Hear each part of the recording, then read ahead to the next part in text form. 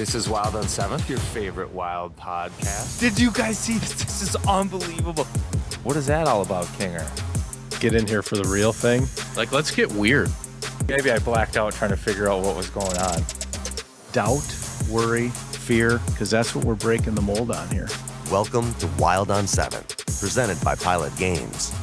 We're here until it's here. Well, we heard from the guest before we introduced him, so we might as well just jump right into that. Welcome back. This is Wild on 7th, your favorite Wild podcast, presented by Pilot Games. Make sure when you're out enjoying your libations that you play their games, because when you do, your community wins. Hey, Kinger, I suppose that's confusing because you guys don't know who I'm talking to, and that tips the hat on who our guest is here today, so why don't you... Yeah, we do have double Kingers today. Ladies and gentlemen, welcome to the podcast, Jason Randall King. I got you down as There's a crowd. a newfie. We'll see if that's true.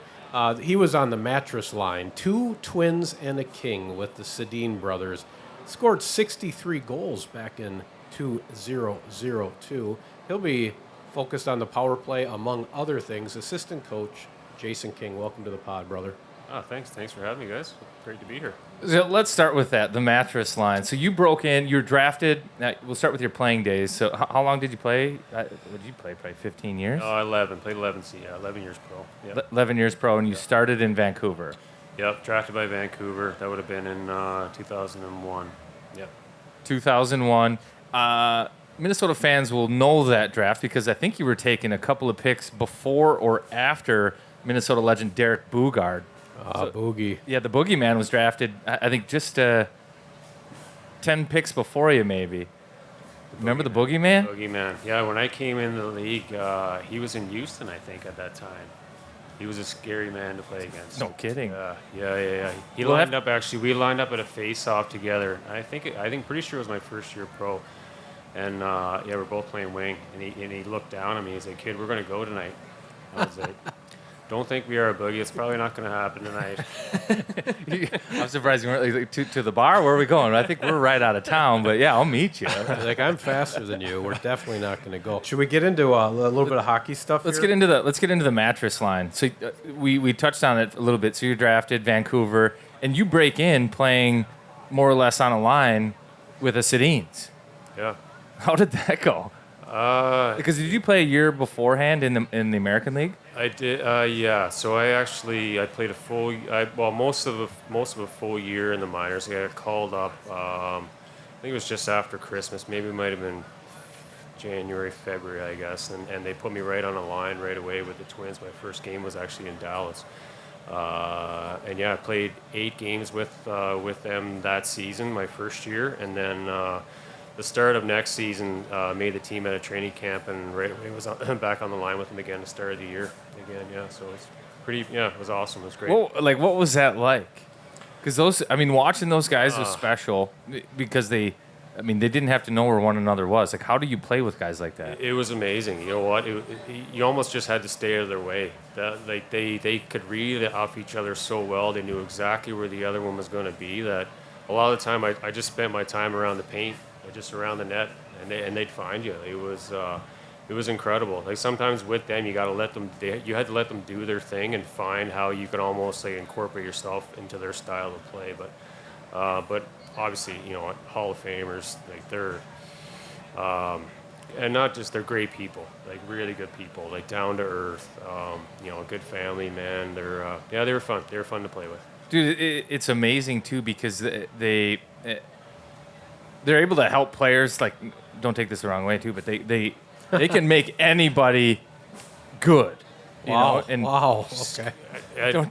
Case in point. No, but so you're saying I could have had 12 goals in 0304? Now where I'm interested is now they're in player development. So when they played, they could make anybody good.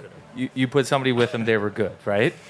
And then all of a sudden, boom, they're in player development, but it's not always easy to be like, can't you just make this play? All you got to do is spin around, throw it on your backhand, nice little sauce, and then it'll land on your twin brother's tape or your line mate's tape and be in the back of the net. I think it took them a while to adjust to that because guys that are that good, they just see the game at a completely different level and speed. So When I was coaching there in Vancouver, they would come in the room. They kind of, they just can't understand why some guys can't see that play, make that play, read that play, and you're like, hey, like Danny and Hank, like you got to understand, like everybody's not as good as That's you a guys gift. were. Like, Yeah. you guys are on a different level. Or you were on a different level, so sometimes you just got to sit back and.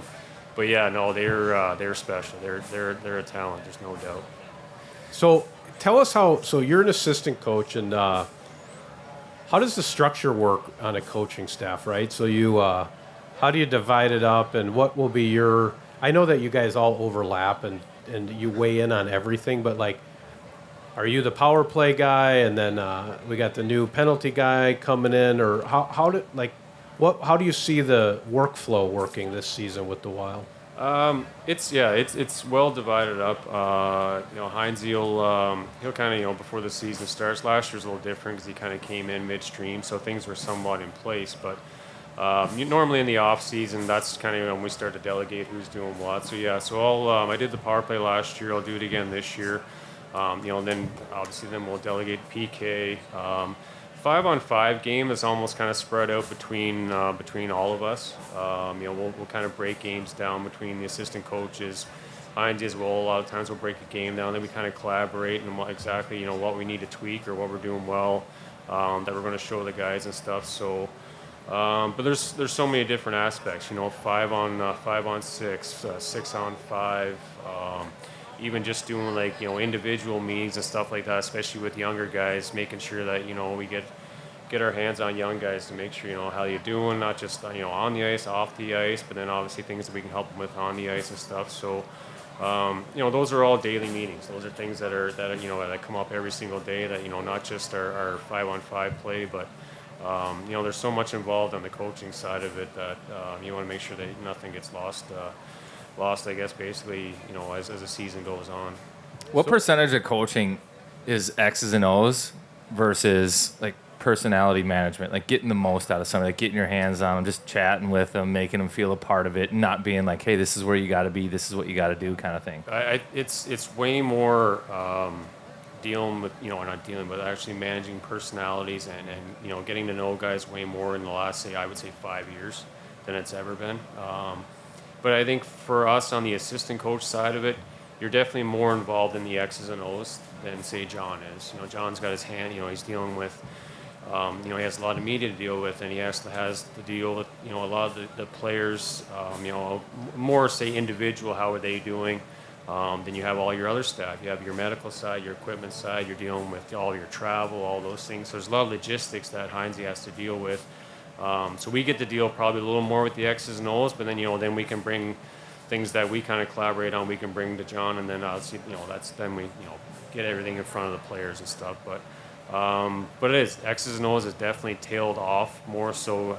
How can we make the guys better, not just on the ice but off the ice, so that they can be better on the ice. And a lot of that is just confidence, feeling good about it. Exactly. Positivity in the game of hockey now is really taken over. There's no room anymore. Yeah, there's sometimes, you got to be a little stern with guys or with the team, whatever it is. But everybody performs better with positivity and reinsurance, and that's when you're struggling. You don't need to get beaten down anymore. It's about bringing guys back up again. If you weren't playing great, you either got a kick in the butt or a pat on the back, and I think that they've more or less retired the kick in the butt. Exactly. It's like a group kick in the butt. It's not an isolated kick in the butt. It seems like. Yeah, so true. Especially with the young ones. Yeah. So the power play was good last year. We're 10th in the league, 22.7%. Talk about our power play, and I know everything changes every year, but let's get nerdy with. Yeah, what style of power play do you like? How do you want the point to be running? We got a little ESP between Zuki and Kirill, like the Sedins as well. They seem to like being behind the net sometimes together. But give us some. Let's nerd out on the power play a little bit. I think for me coming in, the biggest thing is you got to get to know the personality and individuals. That's the big thing. Really, personality on power play? Absolutely. Just because you can have whatever system or structure that you want to have, but I think you need to know how to get the best out of guys, of what makes them tick, when to back off, when to show them more, when to show them less. So I think that's the biggest thing that I try to do when I first get in. After that, we have a ton of skill in our power play. Between Obviously, Zuki, Bolts, Kirill, obviously, that's an easy one. And, Eki at net front, I'm talking about our first group. And then, with Fabes at the end of the season, was running the top for us. Like, we have some high-end talent. So it's making sure that the system or the plays that we're running has multiple options, multiple threats, so that every situation we actually have an option off of that play. So there's a lot of, for me, it's fun. You talk about kind of geeking into it. I love it. 'Cause I love dissecting penalty kills, because to me, it's not just coming up with your plays on the power play. It's how do you dissect what's next on the penalty kill, and doing summer projects and that stuff that I love to do to see what maybe might be coming down the pipe this season. There was almost 70% of the league last year switched from what we call a top-down type penalty kill to a diamond penalty kill. Yeah, I noticed that. So, I swear to God I did. in the last, I actually did. in the last 2 years, it's increased year by year. So, in saying that, that's changing the penalty kill setup changes power play setup. So you're always adapting, and then with that, when a kill changes, it also takes the players a while to also adapt to that. It just doesn't happen overnight either. Guys, it takes patterns, takes routines, takes time. So, a big part of what I wanted to do this summer was kind of, okay, what's the next step from a power play, how to break down a diamond kill even more. So things like that, which, I don't know, it's fun. I love it. Why do you think it went from the top down to a diamond? So top down, that's where they're pressuring like the flank down? Exactly. Yep. So you would top the flank down, and normally around hash mark area, that's when the D would generally strike that guy that now has the puck on the flank. I think, Kills started wanting to do that, just kind of, it was just high pressure, hope for a bobbled puck, and then you could jump. Teams really started, I feel, to switch to a diamond, because you had, that's on that strong side. On the weak side, normally you have a hammer. You have your one-timer heavy shot, which, you got your Ovechkins, you got your Stamkos, you got those guys. And that's all the right side, though. It seems like that's always better on one side with the righty, more so than the lefty. But so, you know what? If power plays could beat that top-down pressure, you get it to the weak side, and Ovechkin's teeing up a one-timer, chances are it's going in the back of the net. So I think that's why teams switch to the diamond. So basically, they just sit that weak side forward on that one-timer shot. They're willing to give up that middle threat, which you think is there, but it isn't always. But I think that's probably the primary reason why teams start to switch to that diamond. So you think the spot to exploit on the diamond is the bumper in the middle? Like they give that up a little bit? It is. I think that's initially how everybody's tried to break it. You say a lot more so 2 years ago, start of last season. I think now it's more of just taking the bumper guy away altogether and working a 2-on-1 around the net front. Just release the bumper guy. Run your low plays and a quick 2-on-1 around the net. That's I know it sounds pretty simple and basic, but it is. Honestly, you know what? When you have an outnumbered situation around the paint, you're going to take it every single time. Right, and then you can just have that weak side flank come down too. Exactly, or he can fill in the bumper position if he wants to. So there's definitely more. There's way more rotation and movement that we try to imply versus the diamond than there is definitely versus a top-down kill. I want to talk about a couple of the youngsters. When we drafted Booyam, you had to just be like, I just picture you sitting upright in your bed, smiling, because we had the pleasure of spending some time with Zeev, and he's charismatic, and he certainly knows how to walk the line. So, and then Ogren really seems to have this he's a trigger man. Like he's got this shot. Everybody has an NHL shot in the NHL, but there's occasionally guys where they're like, he's got a shot. And so what do you see with maybe the future in the pipeline power play wise?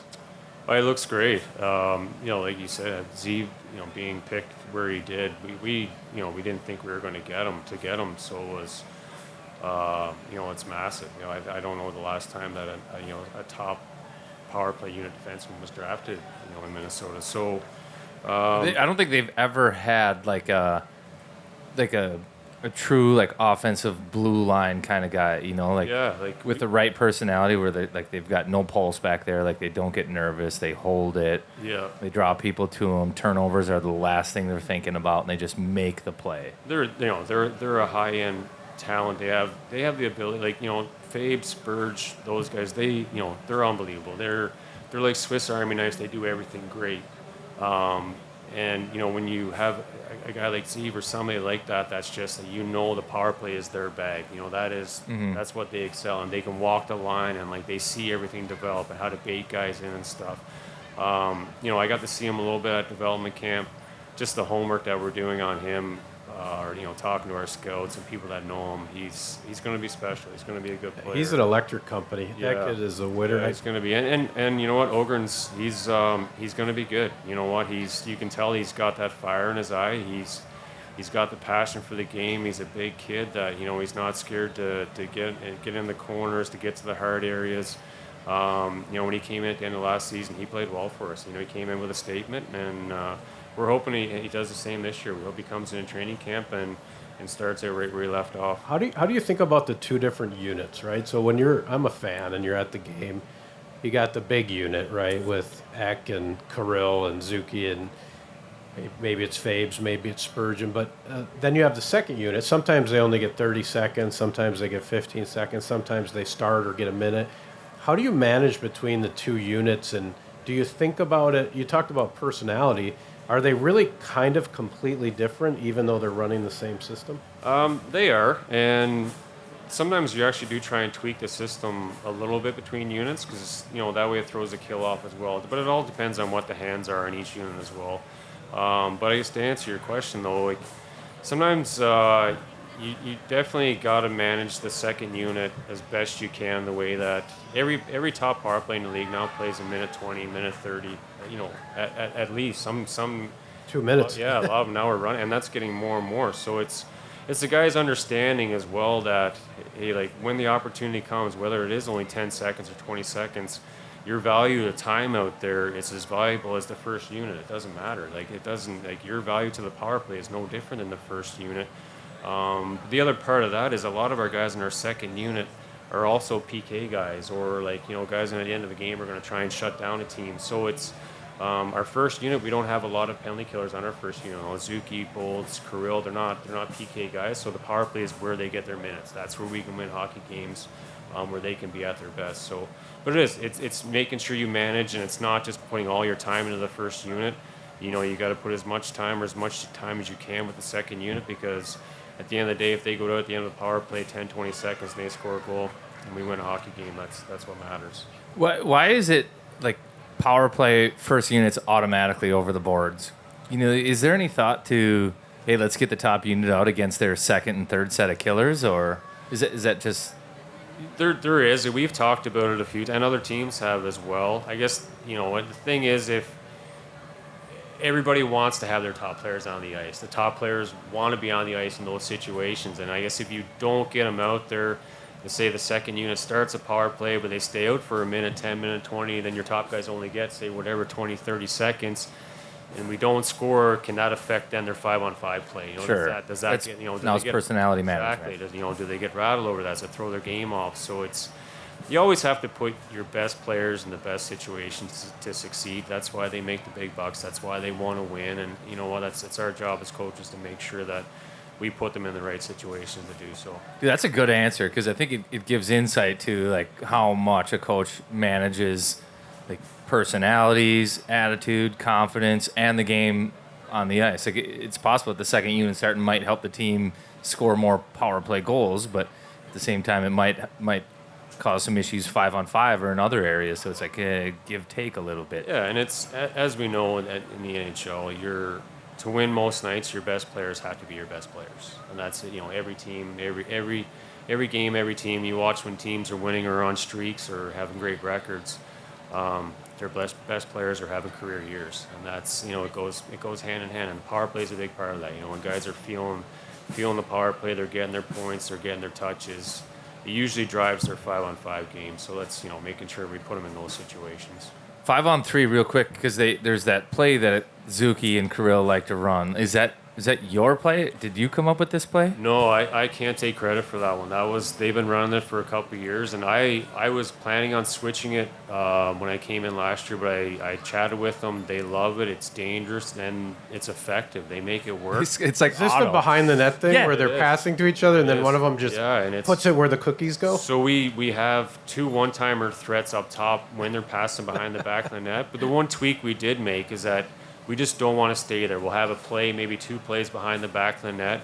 Then we'll kind of roll into a rotation out of that. So we actually have another option. So we're not just sitting behind the back of the net. But more often than not, they're so good at, with their deception and reads that make 1-2 passes, and it's in the back of the net. And they've been great. They've been great on the 5-on-3. Goalies have to hate that too. You can't see anything. You don't know what's going on, and it has to make you happy when we record at Tria most of the time. Kirill and Zuki are the last guys off the ice, and they're just screwing around. Yeah. They might as well be on a pond outside. So they probably just figured that out in that last 5 minutes when Flowers out there too usually. Yeah. And that's such a fun play. Yeah. You gotta, if the fans out there, if you're listening, the play we're talking about was 5-on-3. Kirill and Zuki, they play catch behind the net, and it seems like it's Kirill who's kind of playing coy a little bit.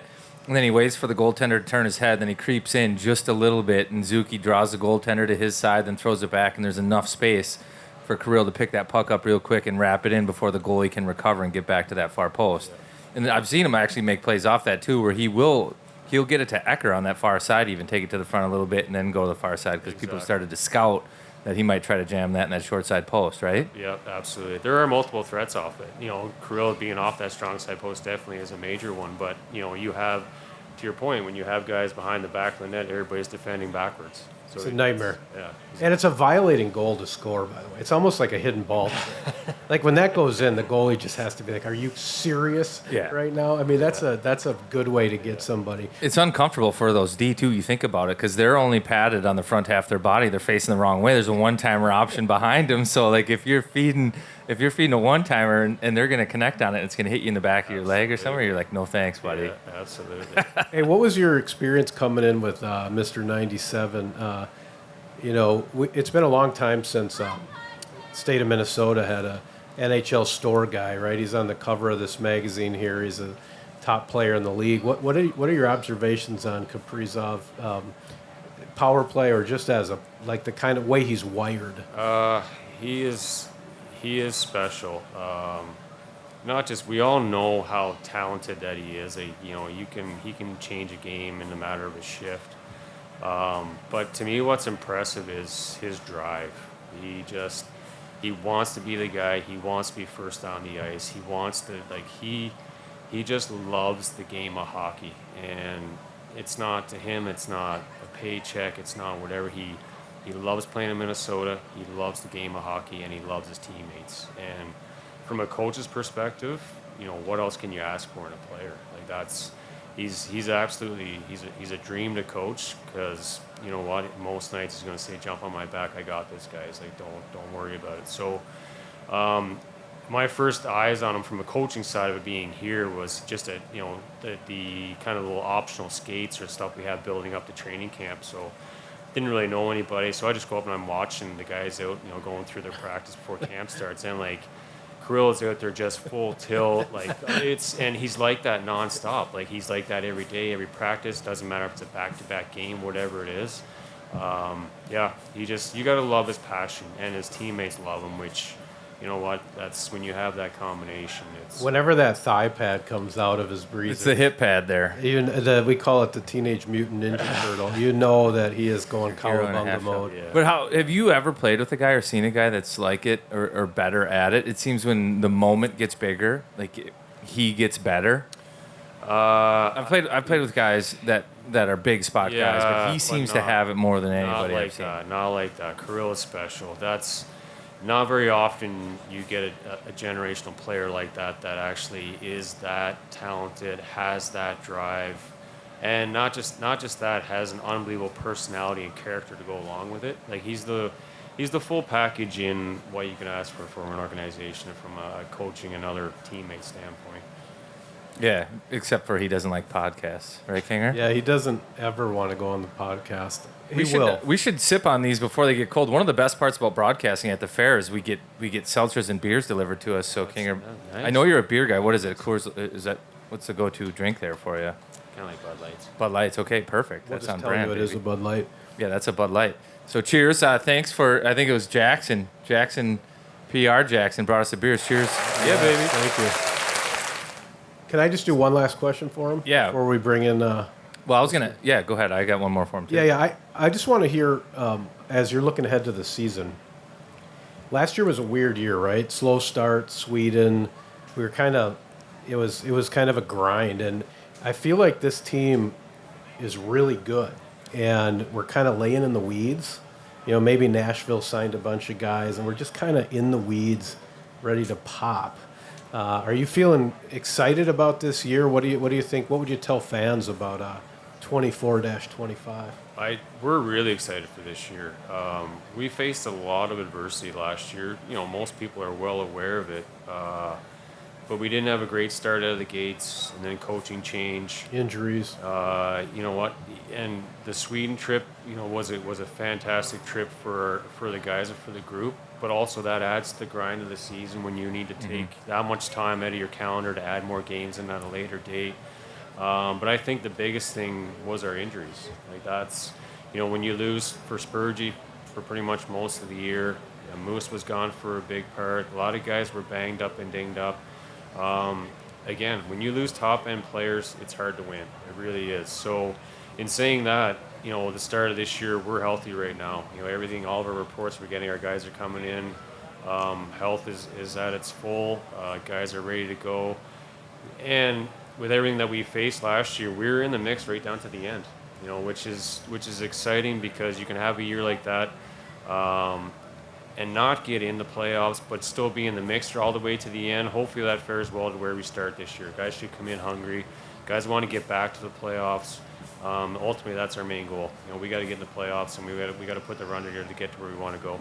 So give us something real quick that you think you have to make the playoffs, and something that you think you can't happen. Would that be, you can't have the injuries. You need better goaltending. Like injuries, definitely. That's a big one, as we saw last year. Goaltending is always big. Goaltending and special teams. Your goaltending has to perform most nights for you, and your special teams, they have to produce or keep the puck out.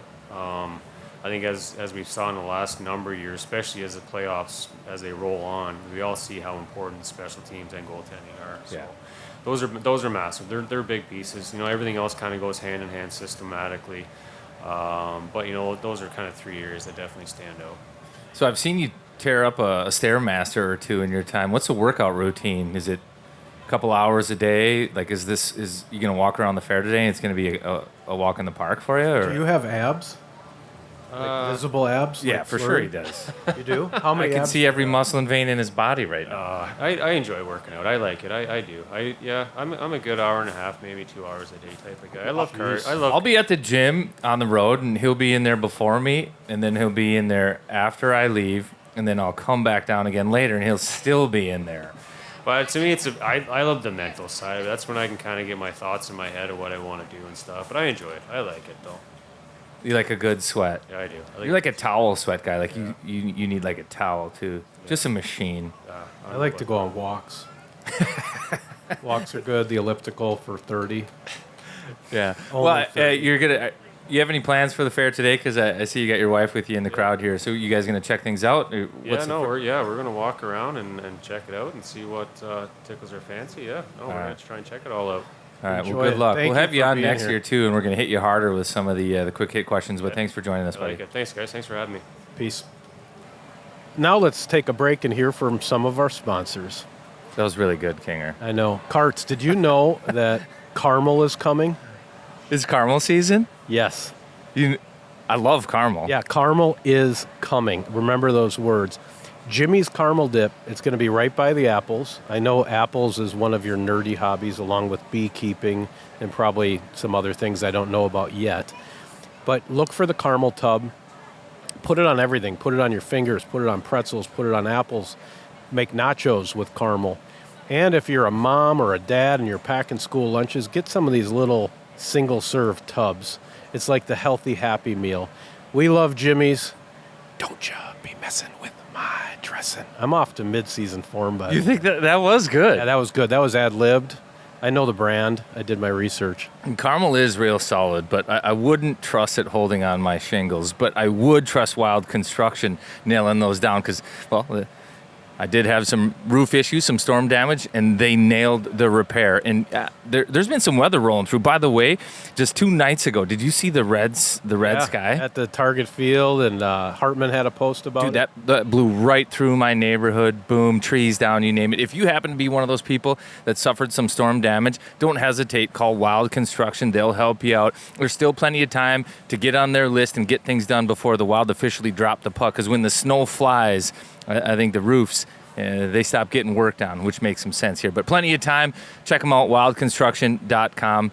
They'll make it happen. Kinger, let's keep this thing going. We're at the Minnesota State Fair. Let's throw some love to the sponsors. And we wouldn't be here without Aquarius Home Services, and I don't think that I'd have a home without them either. We joke a lot about how much my home falls apart.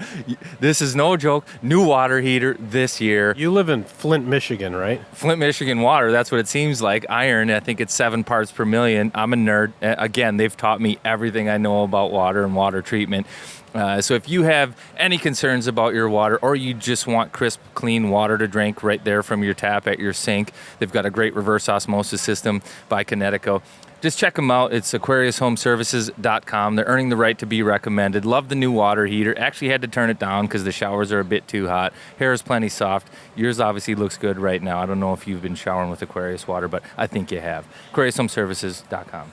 God, reverse osmosis, beekeeping, and apples. And he's the cool one, like, let's just say. So my Cub read is from the heart. I love Cub. Cub is a grocery store that is in the community. They're out and about. I went to Irish Fest. You're Irish. Oh, yeah. Irish Fest, by the way, ridiculous. There's a tent where there's live boxing at Irish Fest. You can be drinking a Guinness, and there's a guy having a boxing match under a tent. And Cub was there sponsoring the whole thing. They got this grocery store in stadiums now where you can go get all the things you forgot. If you're gluten-free like me, you can get it. So Cub is one of us. Cub is the best. We're so happy they're with us. Please do your shopping at Cub. You should. They're awesome. Kinger, you got this one? The one thing we missed I don't know much in the about last them. interview was I wanted to hear about this because you guys had a great conversation beforehand about how they're both last name King, and they talk about what they're going to name their kids. Jason wanted to name his son Burger. Which apparently to get better, I put my glasses on today. They're not Huxley. I apologize. I'll get some Huxleys. Sorry, but so that's why the contacts came out. yeah, I wanted to do that. Actually, this is pretty weird for me right now. I might go down a couple steps from my already low level, but yeah. So he said he was going to name his kid Burger King because he thought he could get like 20% off or something. But I told him my son's going to name his son, he thinks Ace King. And then you play 21 the whole way up the youth system. Ace King on the power play, blackjack all the time. Maybe middle name Jack, Ace Jack King. What do you think of that? Is that over the... Would you hate that kid or would you like that kid? I would not like that kid. Name Ace King, probably. But he would be good? Maybe? Yeah, maybe he's good, but I feel like he's already got a target on his back if his name's Ace King. Yeah, okay. From a young age. We'll take it under advisement. Should I intro the young man? I don't think he needs one, but I feel like we should. We're here at the fair with the boy wonder, Brock Faber. Fabes at the fair. It's a Minnesota fever dream. This interview is presented by Duke Cannon. If your hair's a weapon, or you wish it was, try Duke Cannon. Hard-working products for hard-working dudes. You guys are on a nickname basis. It's so good. Kinger and Faves. Well, we're thrilled to have him. Just a stud. Baptism by fire last year. Minnesota kid doing big things in the NHL. Just signed a big ticket, and he's the kind of guy that will sign autographs to. He's a man about the community, and we're thrilled to have you back on the pod, Fabes. Welcome, Brock Faber. And here for Thank you for having me. And here for how much longer? Was it 8 years? Yes, 8 years after this year, so 9 total. So that'll bring you to 30. Because didn't you just turn 22? I just turned 22. So this is your golden birthday, August 22nd. It sure was. That's a true golden birthday. 8-year ticket. When did you sign the deal? Was it A while ago, a few months ago, maybe. I don't know All right. exactly. But still, that Good counts. birthday month, though. Yeah, good birthday month, good birthday year. I like the vibes of like the golden birthday for nations. I actually don't even know what what that tournament is playing for? Is it like a gold medal? Is it just for first place? Best on best. Well, baby. Yeah, but what do you win? It's, I would assume, a gold medal of some sort. I don't know, really. Either, Yeah, though. I don't know. I don't know what it is, but you're playing for something. Yeah, But it's great regardless. yeah. Anyways, golden vibes. Sure. Golden vibes. Golden year. Should we state fair 'em to start? You want to do that? Yeah, let's state fair 'em. So we're gonna do rapid fire state fair style. You grew up in OMG. You're familiar with the Great Minnesota Get Together. Quick answers. If you want to pass, you can pass. Okay. I got a question texted to me, which is great for him. You're going to the fair. Do you wear shoes or flip flops? I was just gonna ask that. Flip flops. I wear flip flops everywhere I go. Which is Doesn't so- matter how many miles you're putting on. No. Flip flops everywhere. Flip-flops I don't think and it's good for your glasses. beat though, or feet. I think it's bad for your feet, but Whatever you're doing, I don't care. it's good for you. I think you're doing fine. 5-inch inseam on your shorts, 7-inch or 9-inch. 7. 7. Yeah, that's what, 5's a little too tight. that's what the 9's kids a little too long, I think. You got to go to a me. show at the fair. Motley Crue, Blake Shelton, Chance the Rapper, or the comedian Nate Bargatze. Blake Shelton, I think. Good. Turkey leg, pork chop, bacon on a stick, or like a Midway burger. Bacon on a stick. Corn or cookies from Sweet Martha's. Cookies. Sweet Martha's. Probably. Tates Both or good. tots or fries? Fries. Every time. That was easy. If I ever, I love French fries. I try and not eat them as much, but I love them. Did you go to the good booth that's like, it's like black and red or something? You know how there's the one fry booth that's better than the others? Sure. I mean, I haven't been here in 3 years, really. I haven't walked around much, so I don't know. But when I was a kid, it was always cheese curds, fries, Sweet Martha's. Sweet Martha's, Pronto Pup. Ooh, Pronto Pup over corn dog. Is that you're firm in your but position? that was just my family's thing, but I think they're overrated. They taste the same to me. I don't. So you Yeah, that's everyone. Dude, John loved you till that moment. No, Did no, you no, see I that? feel like everyone was the same way. They're like, no. I so you heard were some booze. baptized Pronto Pup, but if you were to confirm yourself, you might be corn dog. Well, I just think it's an overrated thing. I don't have I'm not. I'm You more- don't have a horse in the race? No, I don't get too tied up into that. Well, I need to know now. So the corn dog is more of like a cornbread batter. Correct. So you're basically seeing cornbread and pancakes taste the same when you throw a hot dog in there. I mean, if they were right next to each other, I just think like You put both good, but there's not as big of a difference. I think I like the texture of the corn dog more. It's I like do a little too. crunchy. I do too, but whatever. Okay, you guys sorted out. So you got to go to an exhibit, chainsaw exhibit, dogs running on logs, maybe Miracle of Life. This is when like a cow is having a baby somewhere on the fair, or the bee exhibit where like the guy has a whole beard made of bees. You probably can't That's remember. actually a thing. It is. I- Carter's going to do it after he retires. That one. Yeah, the bee Well, thing. I never heard of that, but that sounds awesome. Yeah, it does sound awesome. It's not as scary You as get it sounds. honey from it, like beard honey. I think he's like a guy going in to get the honey, and then he's just in this tank, like a phone booth full of bees, as I understand it, having never seen it. Okay. Yeah, I mean, I'll nerd out for 10 seconds, but I think they Oh, just boy. put like a pheromone on his jawline, and then the bees fly to it and land there because they think that's the queen's pheromone. So they just beard there. Also, what's a pheromone? I don't know. It's like a You're asking hormone, but me. for bees. No, I could tell you didn't know either. I was hoping you were. This is the best question of the pod, okay? So, you know Princess K of the Milky Way? They make a butter sculpture out of these young women at the state fair. Sure. It's almost like a Hall of Fame bust that's like a head and shoulders made of butter. What's a bust? Well, a bust in this case is a head and shoulders made of butter. If you had a butter bust of yourself with your hair and glasses and all that, and you got to take it home and you were having English muffins with your roommates in Yeah. the North Loop, how would you start going at the butter bust to use the butter? Like what I would. Yeah, cut what do you off do? Like, first? yeah, the hair or the eyes or the chin or the teeth or. I would start trimming off the side, the jawline. Okay, make yourself Make more it a little hang- tighter. So the jowls, jowls is Sure. Yeah, that's what I do. That's a very specific answer. We won't read into it. Yeah, don't read into that one. That's so great. You got any more state fair? No more state fair questions for me. Okay. You're off the hook, bro. So last year was the summer of yes. It was concerts and lake days and you name it with the boys, Mason Shaw, Connor Dewar. What was this? What's this summer like? And I got a couple summer questions for you, but that's the first one. So what was?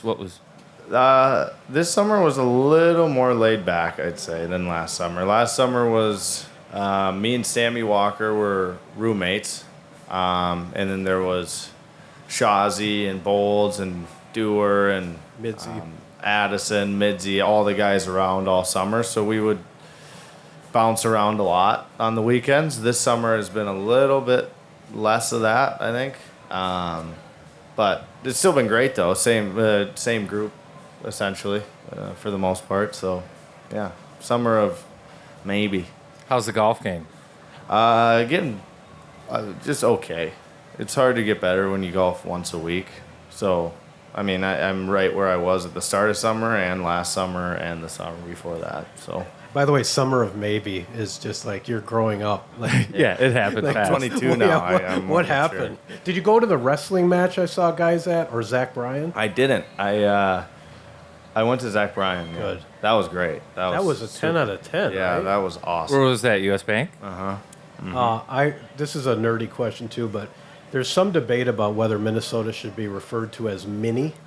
It's kind of like San Francisco SF or Beantown or whatever. I happen to like when people call Minnesota Okay. mini, and Zach said it several times. What's your take on if you call Minnesota mini? So this is high stakes stuff. You like that or not? I you know what? I don't have a preference either way. I think Mini's great, Minnesota's great, whatever other Good. soda. I don't know what else people call it even, Good. but That's yeah, good. I don't. It's I like don't a mind. Prano Pup or a corn dog. Sure, same thing. Why split aces? So going into last summer, I think I asked you, or maybe it was at the start of last season during media day about summer, and you're like, it's the most important off season of my life, and this was last summer. Yep. And whatever you did, I think mentally you were in the right spot, and you go out and you play, and everything was good. What did you focus on this summer? Yeah. Similar to last summer, I think this summer I took kind of more time to recover. I think the summer before that, I mean, I played a few games in the playoffs, but other than that, I had 40 some games. So it was basically half the amount of games I played this year. So I think a lot more recovery and getting my body and my mind back to kind of just reset to normal. And then after that, just a lot of similar stuff to last summer, just faster, quicker, stronger, and then more confidence with the puck and a lot of skill work like that. So, I feel good, but last summer it felt like I was ready to go, and in June it was like I was ready for summer to be over, and I think this summer was a little different in that, where I think now I'm sick of summer skates and workouts, like I'm ready to go, but I'd say a month ago it was still like I need to get back to where I was and better than that. So. Yeah, there's certainly an adjustment from the college game to the pro game, 100%. managing the schedule and all of that, no 100%.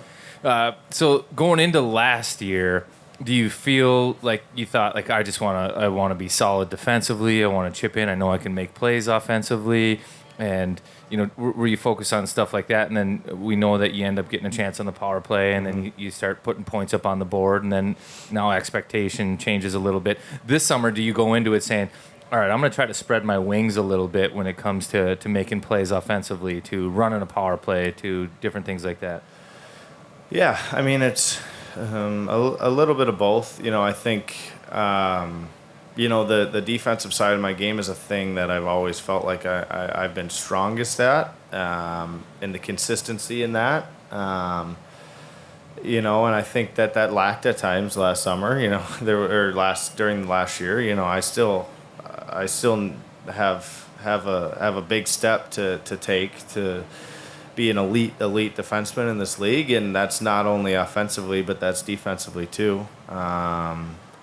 So it's a little bit of both. Yeah, I definitely feel more confident going into this year with my ability to produce offensively, but again, it's still both sides of my game that need improving to really, take that next step. Yeah.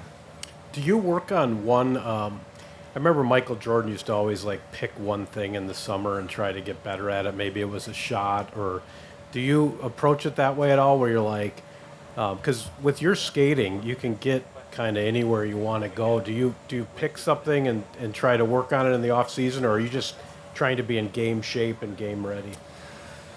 Yeah, that's a good question. I think, well, basketball I think is a little different because I feel like a lot more things going on in a hockey game with you have to not only be able to skate but then shooting the puck and then moving the puck and little things like that. Where basketball, I feel like he was just so good where it was kind of like he had that ability where he's just going to pick one and dominate in that, and he's already going to dominate in everything. I don't know.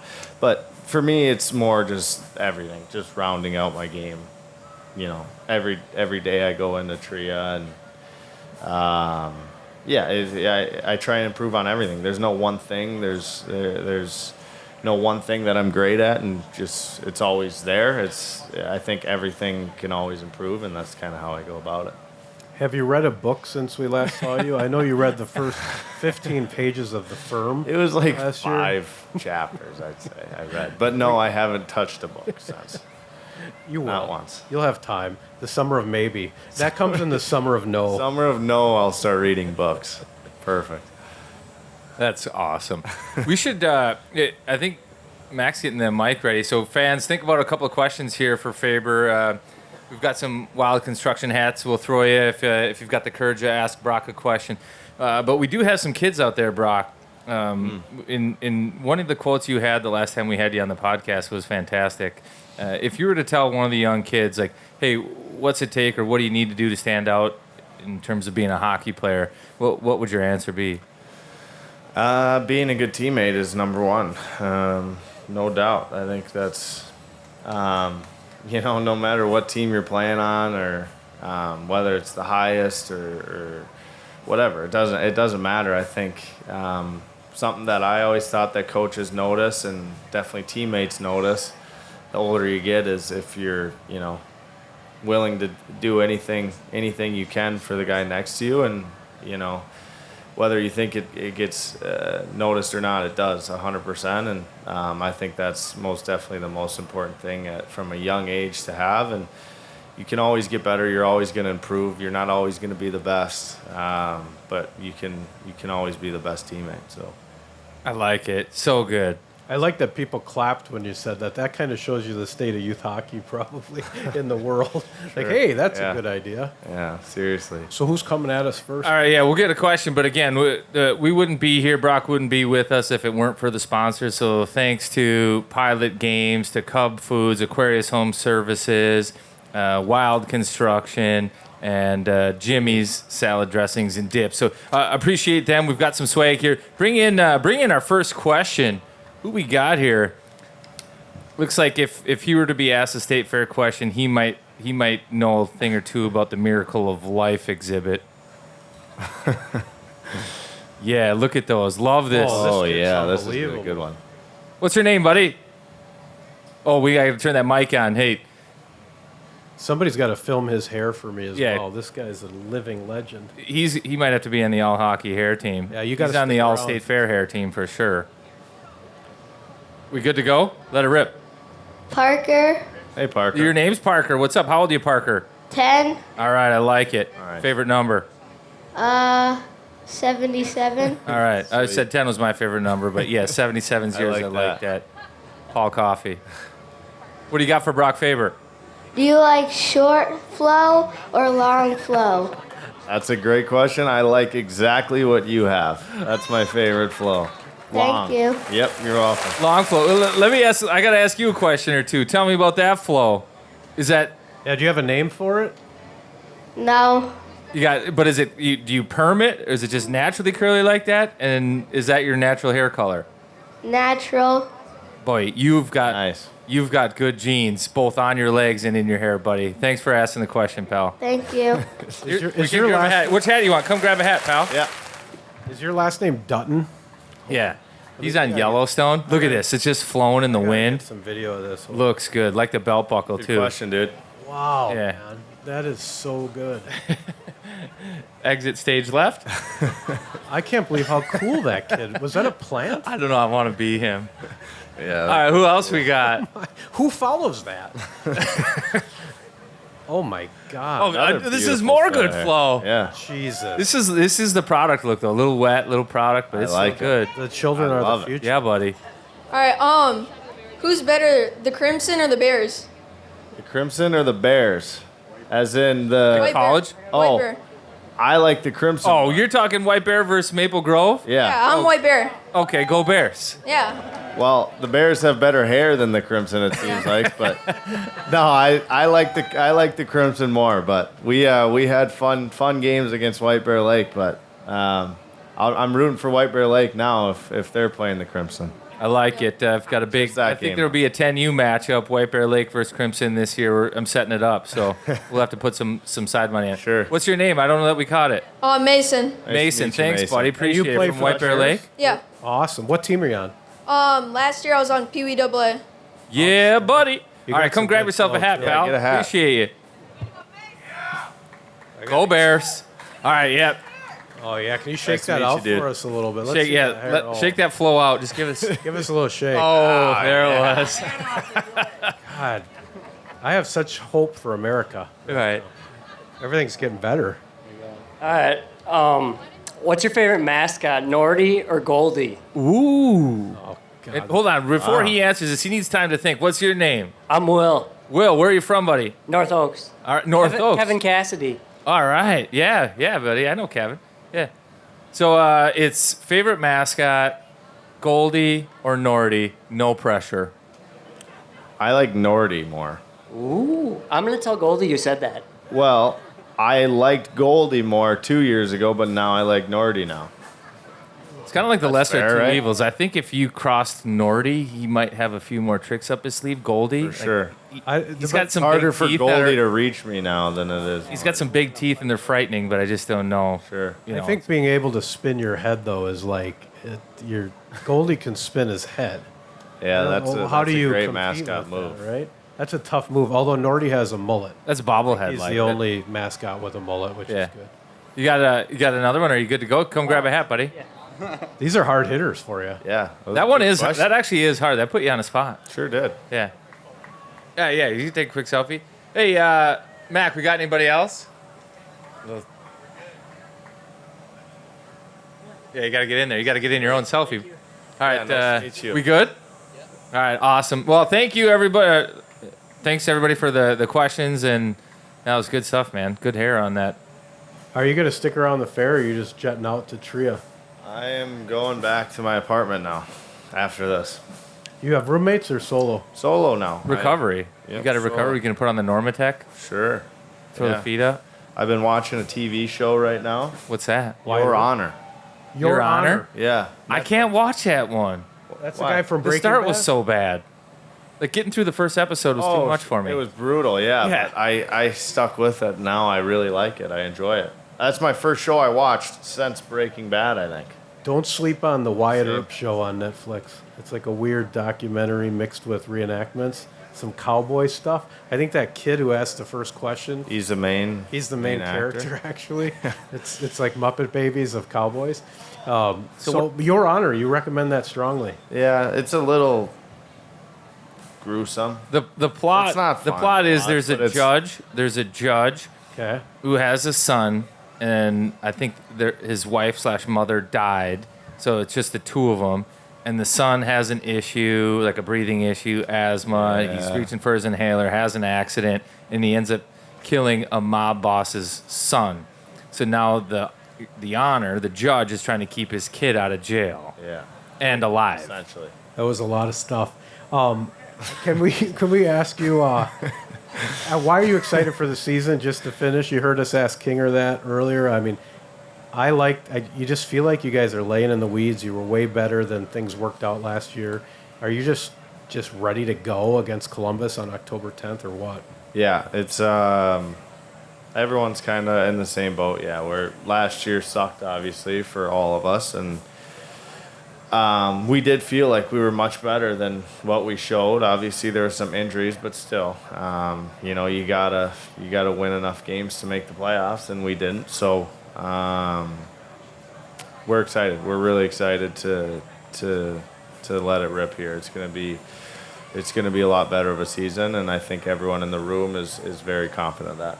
You look at the schedule at all? Like, you see, like, you got a couple home games. You got Dean to start. Yeah. No, I haven't studied it, but I've looked up and down a few times. Like, yeah. do you care? Like, you've got a couple games at home, and it feels like you got the month of October on the road. Kind of like, does that bug you at all? Like, do you? No, it's exciting to get on the road. I think playing road games are super fun too, and obviously getting that travel, a lot of that done. Early, like we ended last year with a 16-day road trip or whatever. So yeah, I mean I think it's better then than after game 70. So I don't know. Big locker room thing is fantasy football. Are you a fantasy footballer? Yes. You guys do your draft yet? No. When is that? I don't know. Hartsey just texted the group a couple days ago. Yeah. Yeah. So who are you targeting in first round? Do you do research on it or? I haven't yet. I didn't play last year. I played in no fantasy football last year, but before that, I was in probably 2 or 3 leagues for years. So, yeah, I don't know. I'm a strong believer in wide receivers over running backs this year, which a lot of times it's been running backs are the most important, the key, in my opinion. So I'm wide receivers, then running backs, then obviously tight end, then quarterback. Yeah, so you can't go wrong with Justin Jefferson first round, right? That's a question mark. Quarterback. I think, yeah, it's we don't know we don't know how Sam Darnold's. I mean, I shouldn't be saying. What's your team name, fantasy? Do you have a go-to I don't name? have one yet. No. That's a pressure point. You got to get a strong name. Got to get a good name. Set the tone. Yeah. Sure. Get the costumes, uniforms. Well, Fabes, we loved having you out here. Thanks for coming to the fair. Thanks for meeting all the people. Congrats on the big ticket. Thank you. We'll be cheering for you once again this year. Buy your Huxleys and Chipotle and all the things. Did you buy anything with too. the big ticket? No. You asked the roommates to move out. That was Well, a lot of people don't understand. Ask the that roommates to move out. It's not till next year. Oh, you okay. know? Yeah. So it doesn't kick in till next year. So I'm still in the same boat. Still in the same boat. Ramen. Like it. Well, so Ramen then I'll noodles. ask you the question 3 years in a row. It'll be fun. It'll be great. All right. Thanks, buddy. Take it easy. Thanks, you guys. Peace.